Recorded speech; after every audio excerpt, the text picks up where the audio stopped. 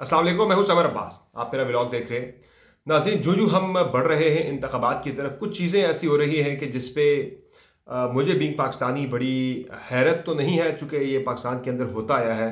लेकिन मुझे इस चीज़ पे जो है अफ़सोस ज़रूर होता है कि एक तरफ एक साबिक़ वज़ीर-ए-आज़म जिसे इलेक्शन से बाहर करने के लिए सरतोड़ कोशिशें की जा रही है कि वो इलेक्शन से बाहर हो जाए, उसे जेल में रखा जाए। और एक तरफ एक वो साबिक़ वज़ीर-ए-आज़म कि जिस पे जो सज़ा याफ्ता है उसे पाकिस्तान वापस लाने और नाअहली उसकी को अहलियत में बदलने के लिए बड़ी सरतोड़ कोशिशें हो रही हैं। मियाँ नवाज शरीफ की वापसी के बारे से अब प्लान ये बना है कि मियाँ साहब आएंगे, 21 को लाहौर पहुंचेंगे और लाहौर से पहले उनका प्लान था कि रैली की सूरत में उन्हें लेके जाया जाएगा।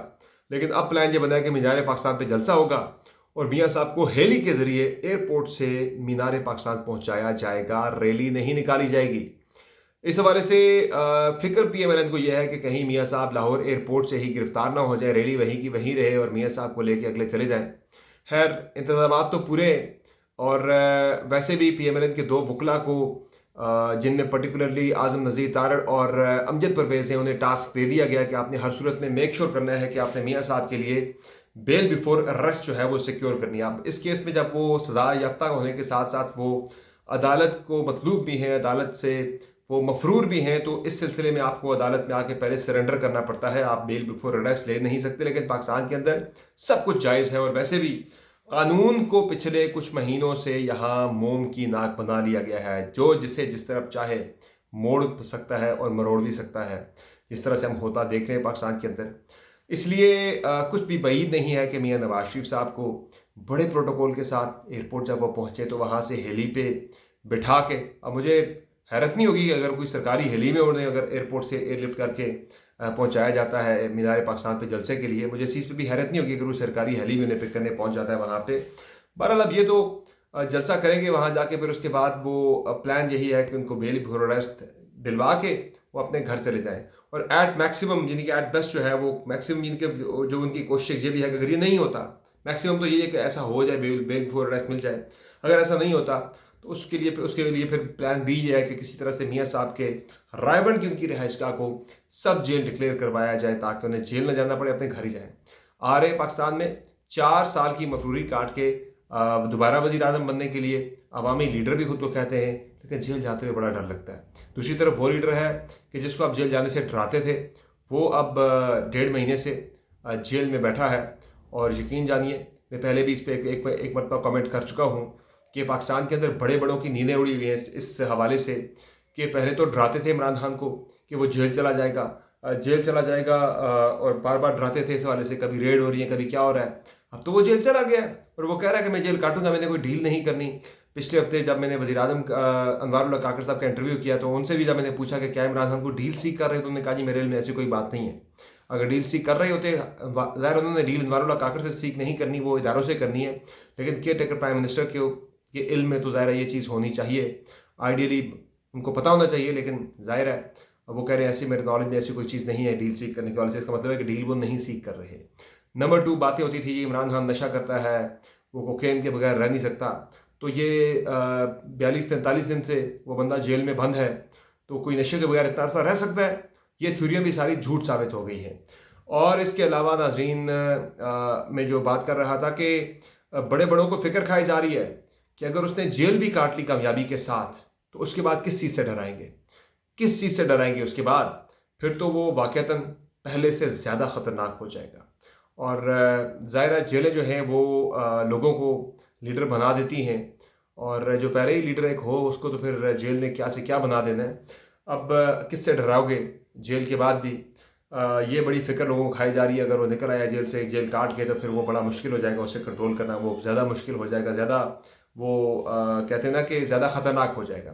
इसी तरह से परवेज़ इलाही को आप देख रहे हैं, परवेज़ इलाही जेल काट रहे, पिछले 2.5 महीने से 12 मरतबा उनको गिरफ्तार किया जा चुका है, 12 मुख्तलिफ केसेस में हिरासत में लिया जा चुका है। अब भी जिस केस में हिरासत में लिया गया है एंटी करप्शन एस्टैब्लिशमेंट पंजाब की तरफ से, हालांकि क्या एंटी करप्शन का ये परव्यू बनता है कि उन्होंने किसी बंदे की गलत अपॉइंटमेंट की है? नहीं आता एंटी करप्शन के जुमरे में ये, लेकिन एंटी करप्शन की तरफ से उन्हें उठाया गया कि आपने मोहम्मद खान भट्टी को आपने गलत आपने अपना प्रिंसिपल सेक्रेटरी लगाया।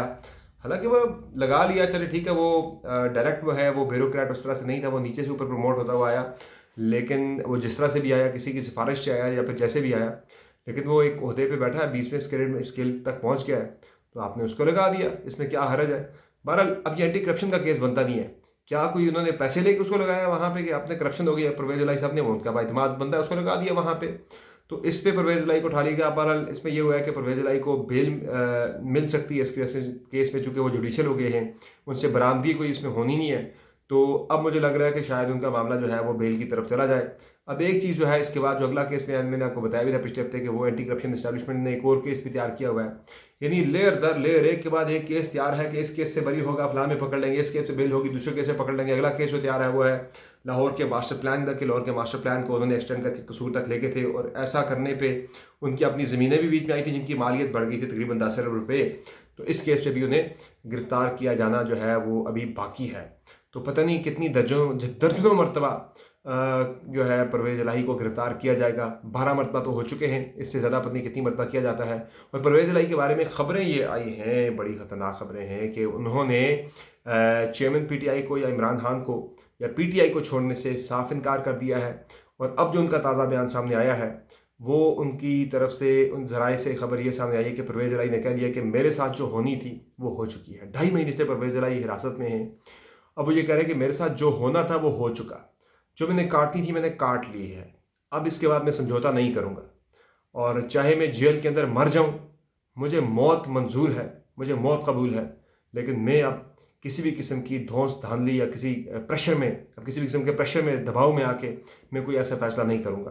वो कह रहे हैं अब मेरे अपने बच्चों की, पर्टिकुलरली वो मुनीस इलाही की, वो कहते हैं कि मैंने अपनी उसका फ्यूचर मैंने बना लिया है, यानी कि उसका फ्यूचर मैंने देखना है, उसका फ्यूचर मैंने सिक्योर करना है, और वो पाकिस्तान तहरीक इंसाफ के साथ ही जुड़ा है।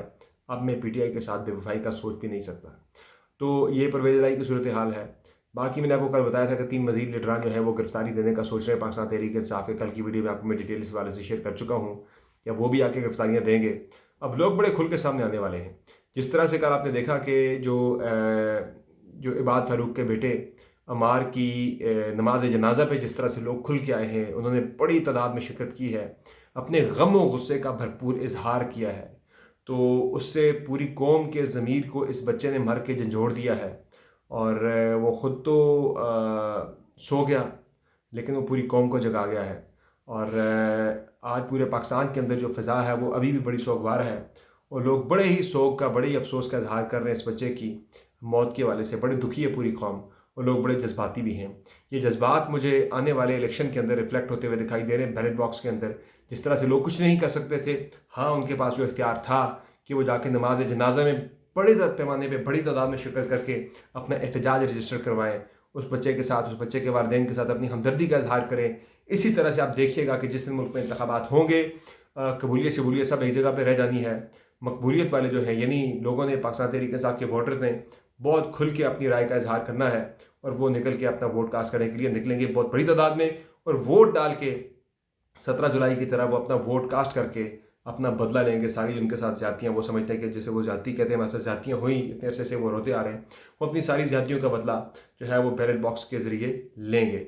बाकी जनाब मामला रह गया पीपल्स पार्टी नून लीग के वाले से। आज बिलावल भुट्टो जरदारी ने बड़ा खुल के कह दिया है कि जो लेवल प्लेइंग फील्ड जो है वो मुझे किसी और से नहीं चाहिए, वो मुझे PMLN से चाहिए। तो बिलावल साहब, अगर आप इतनी, और दूसरी तरफ अगर आप देखें फारूक सत्तार साहब को देखें, MKM को, वो कह रहे हैं कि लेवल प्लेइंग फील्ड हमें पीपल्स पार्टी से चाहिए। तो ये सब जो हैं, जो मैं पिछले हफ्ते बात कर चुका हूँ कि कहना बेटी को सुनाना बहू को, तो ये काम जो है पिछले हफ्ते से चल रहा है। सबके गिले, सबके शिकवे किससे हैं आप सबको पता है, वो इस्टेब्लिशमेंट से हैं। इस्टेब्लिशमेंट के नज़दीक जिसको लगता है कि मेरी कबूलियत नहीं है, मेरी कबूलियत कम हो गई है, PMLN की ज़्यादा हो गई है, वो इस तरह से शिकवे कर रहा है कि भाई आप उनको लेवल प्लेइंग फील्ड ज़्यादा दे रहे हैं, हमें नहीं मिल रही। फंड्स के उन्होंने बात की, लेकिन असल मसला वही है कि चूँकि इस्टेब्लिशमेंट ने मुस्लिम लीग नून के ऊपर, मियाँ नवाज शरीफ के ऊपर हाथ रख दिया है, वो अब अगले लाडले बन चुके हैं। तो लाडले से सबको ही, कोई घर के अंदर भी कोई बच्चा अगर लाडला हो तो उसके बाकी बहन भाई उससे बड़ी ज़िद करते हैं। तो ये वही वाली लाडले वाली ज़िद है कि जब इमरान खान लाडला था तो इमरान खान के साथ सारे ज़िद करते थे, अब नवाज शरीफ लाडला बनने जा रहा है तो सारों को नवाज शरीफ से ज़िद हो गई है। तो पीपल्स पार्टी का मसला भी यही है कि उन्हें, चूँकि वो खुद लाडला बनना चाहते थे, वो लाडले नहीं बन सके। शुरू में थोड़ी सी उन्हें बंदे डिलीवर हुए बलूचिस्तान अवामी पार्टी के बलूचिस्तान के अंदर, तो उन्हें लगा कि अगला लाडला मैं हूँ, तो बड़े खुश जा रहे थे। लेकिन जब उन्हें देखा कि पंजाब में जो पाकिस्तान तहरीक इंसाफ छोड़ने वाले जो लोग थे, पर्टिकुलरली साउथ पंजाब वाले, वो जब पाकिस्तान पीपल्स पार्टी में आने के बजाय वो इस्तेकाम में पाकिस्तान पार्टी में चले गए, एक और लाडली, एक और किंग्स पार्टी में चले गए, तो उसके बाद फिर बिलावल साहब बड़े मायूस हुए, उन्हें पंजाब में स्पेस नहीं मिल रही, वो सारा इसका ताना भी, इसका सारा गिला भी वो इस्टेब्लिशमेंट से कर रहे हैं, क्योंकि ये नहीं कह रहे कि भाई मुझे हमारी स्पेस वहाँ पे कम की जा रही है, बल्कि उनका शिकवा ये है कि स्पेस उन्हें वहाँ पे जो दिलवानी थी वो उन्हें दिलवाने के बजाय किसी और को दे दी है। तो ये सारे मामला थे। जनाब पीपल्स पार्टी का गिला असल इस्टेब्लिशमेंट से, वो नाम नहीं ले रहे, वो PMLN पे डाल रहे हैं। MQM का गिला भी इस्टेब्लिशमेंट से, वो डाल पीपल्स पार्टी पे रहे हैं। आने वाले दिनों में एक चीज़ जो मैं होती पाकिस्तान के अंदर देख रहा हूँ, जो खबरें आएँ वो खबरें यही हैं कि इस्टेब्लिशमेंट की जानिब से, फ़ौज की जानिब से मुल्क में तमाम पॉलिटिकल पार्टीज़ के रहनुमाओं को एक कमरे में बिठाने की प्लानिंग हो रही है कि सबको इकट्ठा बिठा के और एक इकॉनमी के वाले से APC करवाए जाने की बात हो रही है, एक कुल जमाती कॉन्फ्रेंस करवाने की बात हो रही है, जिसमें पाकिस्तान तहरीक इंसाफ की शिरकत भी होगी। ये मैं आपको आज बता रहा हूँ। बाकी इसके अलावा फैसल वाडा ने एक ट्वीट की, मैं उसे कोई इतना अहम नहीं समझता, क्योंकि फैसल वाडा जो है वो किसी सियासी जमात को रिप्रेजेंट नहीं करते, तहरीक इंसाफ को करते थे। वहाँ भी उन्होंने दागे मुफारकत दिया, और अब वो कह रहे हैं कि 18 जो लोग हैं, 18 सियासतदान हैं पाकिस्तान के, 18 पार्टियों के, यही पाकिस्तान का मसाइल है, इन सबको पकड़ के बंद करें और नई क़यादत लेकर आए पाकिस्तान के अंदर। शायद वो नई क़यादत में अपने आप को भी एक्सपेक्ट कर रहे हैं कि उनके ऊपर भी कोई निगाह करम ऐसी हो। ऐसा कुछ होने वाला नहीं है। कोई पुराने लोगों को जो है वो डंप नहीं किया जा रहा, बल्कि मियाँ नवाज शरीफ को लाडला बना के पाकिस्तान न सिर्फ लाया जा रहा है, बल्कि अगला वज़ीर-ए-आज़म बनाए जाने के वाले से भी इंतज़ामात मुकम्मल हो चुके हैं, और कुछ इंतज़ामात जो उनकी नायली ख़त्म करने के लिए रहते हैं वो भी ख़त्म कर लिए जाएंगे। मियाँ नवाज शरीफ ना हुए तो मियाँ शहबाज शरीफ आ जाएंगे। दोनों एक ही सिक्के के दो रुख हैं, एक ही जमात के हैं। बेशक वो गुड कॉप बैड कॉप खेलते हैं, लेकिन ज़ाहिर है फिर हुकूमत तो फिर शरीफ ख़ानदान के पास ही रहेगी।